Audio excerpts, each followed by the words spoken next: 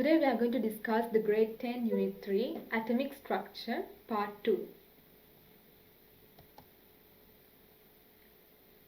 In this video we are going to discuss about describing atoms, and under that we are going to discuss about the atomic number, the mass number, and about the electronic configurations. Atomic number.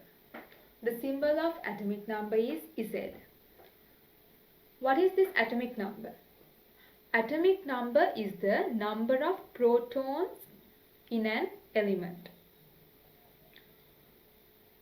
If we call it atomic number or proton number, both are the same. And always the number of protons is equal to the number of electrons. Remember that. Always the number of protons is equal to the number of electrons. Mass number. The symbol for mass number is capital A. What is mass number? Mass number is the number of protons and neutrons in the nucleus of an atom. We call this the mass number. And as these protons and neutrons are found in the nucleus of the atom, we can also call this nucleon number. So we call this as mass number and also as nucleon number. When counting the mass of the atom, when we are calculating the mass of an atom, we do not count the number of electrons. What is the reason for this? When compared to protons and neutrons, the mass of electrons are negligible. Therefore, we do not count the number of electrons when calculating the mass of an atom.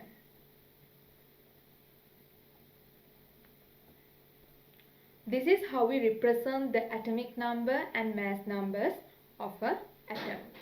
You can see this X. This is the chemical symbol of the element. For example, if you take chlorine, Cl. If you take aluminium, it's Al. If you take nitrogen, N. If you take carbon, C. Like that, it is the chemical symbol for the element. And you see this A. This A represents the mass number. Mass number means the number of neutrons and the number of protons. The sum of the neutrons and the protons is the mass number. And this Z represents the atomic number. Atomic number is the number of protons. I'll show you some examples.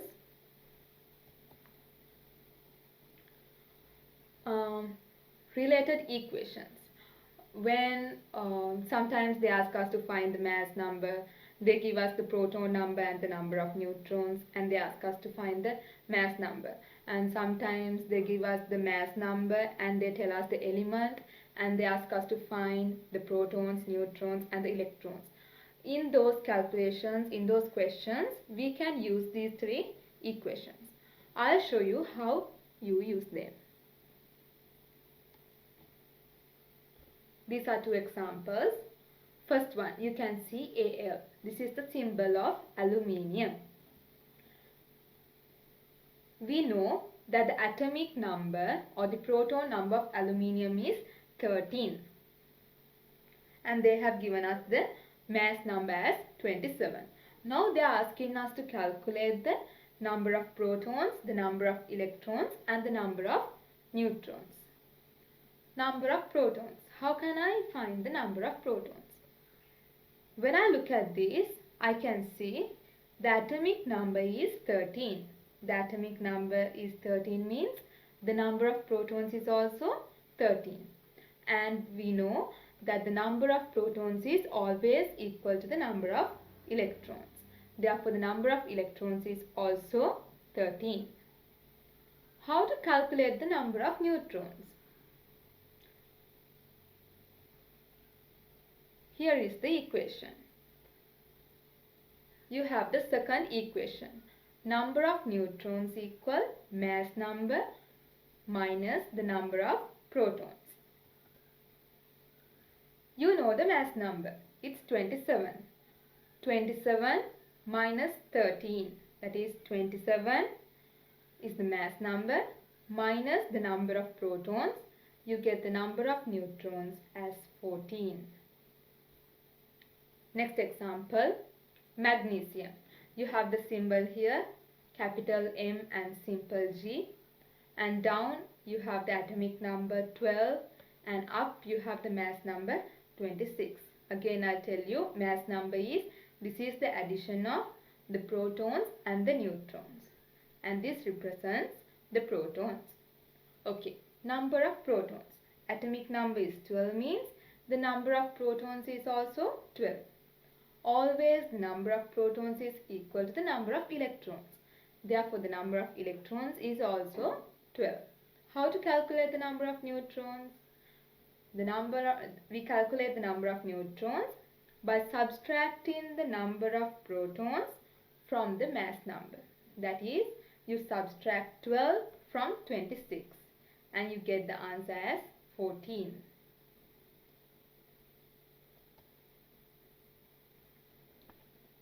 Coming into the next part, electronic configuration. What is electronic configuration? The arrangement of electrons in shells or energy levels is called the electronic configuration. You can see in this picture, in the first shell you have 1, 2. The maximum number of electrons you can have in the first shell is 2. And in the second shell you can have a maximum number of 8 electrons. So you have 1, 2, 3, 4, 5, 6, 7, 8. And in the third shell also you can have a maximum number of 8 electrons. 1, 2, 3, 4, 5, 6, 7, 8. This arrangement of electrons is called the electronic configuration. Okay, let's see how we are going to write the electronic configurations.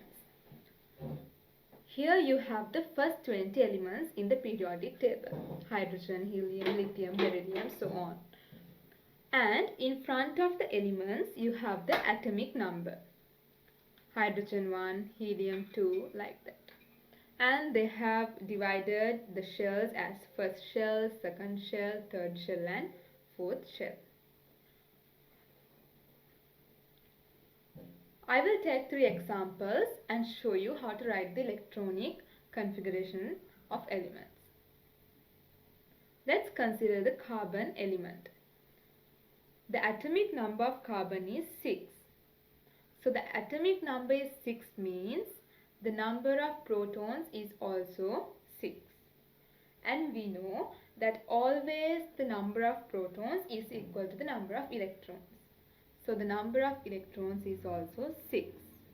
Now we have found the total number of electrons in the carbon atom. Now we are going to take these electrons and arrange it in the shells. Arranging the electrons in shells is known as electronic configuration. So we are going to take these 6 electrons and we are going to arrange it in the shells. We know that the first shell can hold only 2 electrons. So from these 6 we are taking the first 2 electrons and we are keeping it in the first shell. And the remaining 4 we are keeping in the second shell. So altogether 2 plus 4, all the 6 electrons are arranged. I'll repeat it. When you take the carbon atom, the atomic number is 6.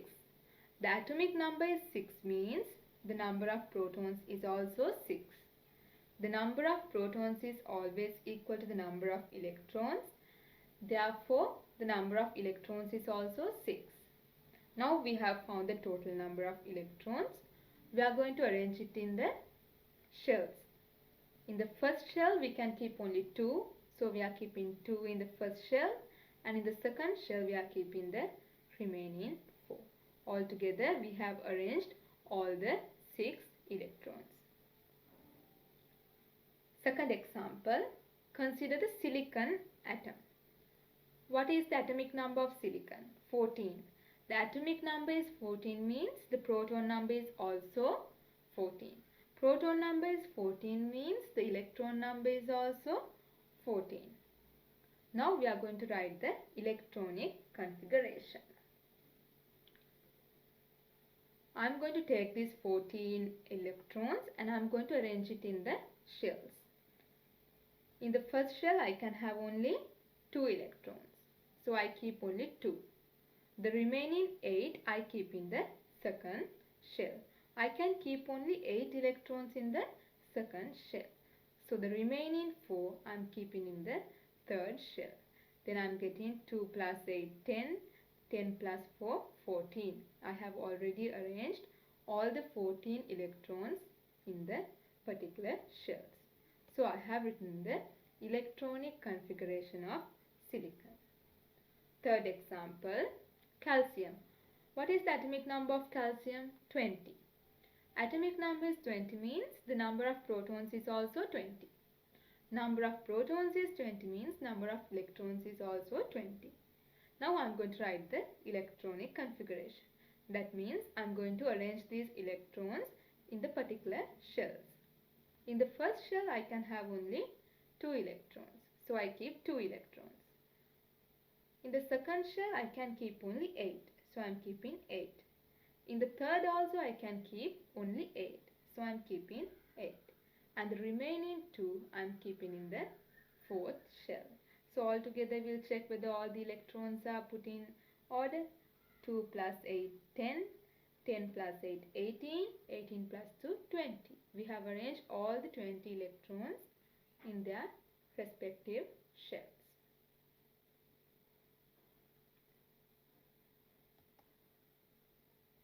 Isotopes. What are isotopes?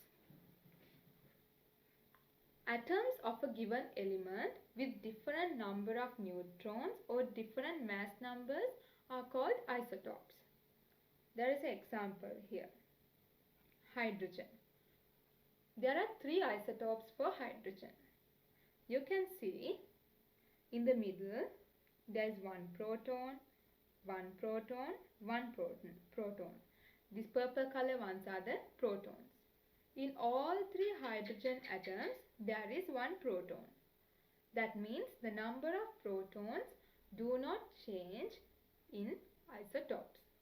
But when you come here, do you see any neutron in this? No. Here there is 1 neutron and here there are 2 neutrons. The number of neutrons have changed. Has the number of electrons changed? No. Here also 1, here also 1 and here also 1. So what has changed in these isotopes? Only the number of neutrons. When the number of neutrons change, what happens? It affects the mass number and the mass number also changes. So in isotopes, number of neutrons changes and because of that number of mass number changes.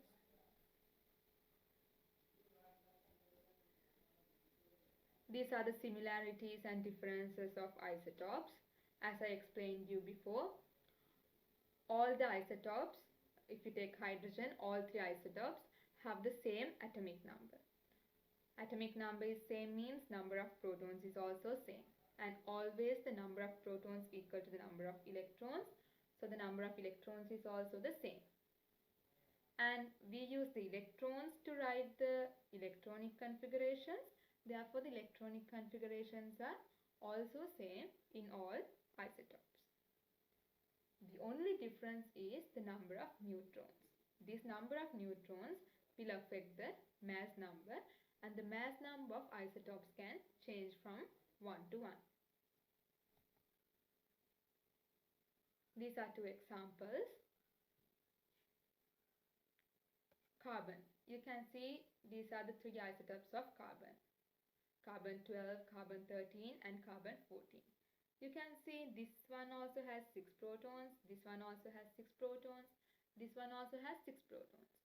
But the number of neutrons are different. This one has 6, this one has 7 and this one has 8. So when the number of neutrons changes, what happens? The nucleon number also changes. changes. It becomes 12, 13 and 14. The reason for the change in the nuclear number or the mass number is the change in the number of neutrons. And this is the isotopes of hydrogen. I explained this before also. Number of protons is the same, 1, 1, 1. But in protium, there is no neutron. In deuterium, there is one neutron. And in tritium, there are two neutrons.